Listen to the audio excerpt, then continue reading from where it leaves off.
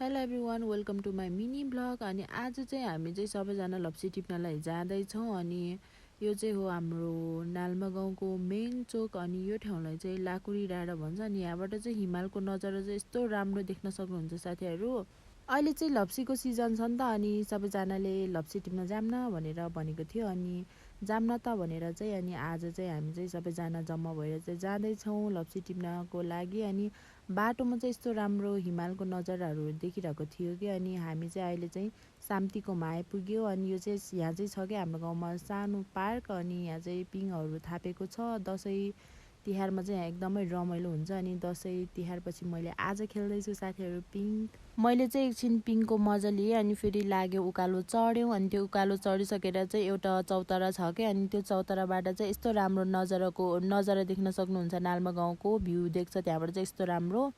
अनि यो चाहिँ हो हाम्रो नाल्मा गाउँको ग्राउन्ड। अनि यहाँ चाहिँ अस्ति पुसको 4 गते चाहिँ अन्नपूर्ण कप भएको थियो, फुटबल भएको थियो नाल्मा गाउँमा। अनि एकदमै रमाइलो भएको थियो कि त्यतिखेर चाहिँ को आउनुभयो फुटबल हेर्नको लागि नाल्मा गाउँ। अनि हामी चाहिँ हाम्रो गाउँको केटाहरू अनि हामी चाहिँ जाँदैछौँ सबैजना लप्सी टिप्नको लागि। अनि त्यो लप्सीको बोर्ड चाहिँ ठ्याक्कै रोडमै छ क्या। अनि त्यही भएर चाहिँ हामी सबैजना रोडै जाँदैछौँ। अनि ठ्याक्कै आइपुग्यो हामी चाहिँ लप्सीको बोर्ड भएको ठाउँमा। अनि लप्सी चाहिँ एकदमै फल्या रहेछ कि, लट्स अफ फल्या रहेछ। अनि केटाहरूले चाहिँ पुरै झारिदिएको थियो। अनि हामी चाहिँ सबैजना लप्सी टिप्नको लागि परिरहेको छौँ।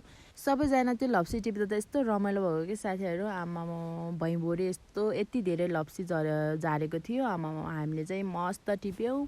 अनि यति लिएर आएको थियो साथीहरू हामीले चाहिँ घरमा। अनि यसलाई चाहिँ खट्टीमिठी अचार बनाएर खाँदा चाहिँ एकदम मिठो हुन्छ कि, मलाई चाहिँ एकदम मनपर्छ।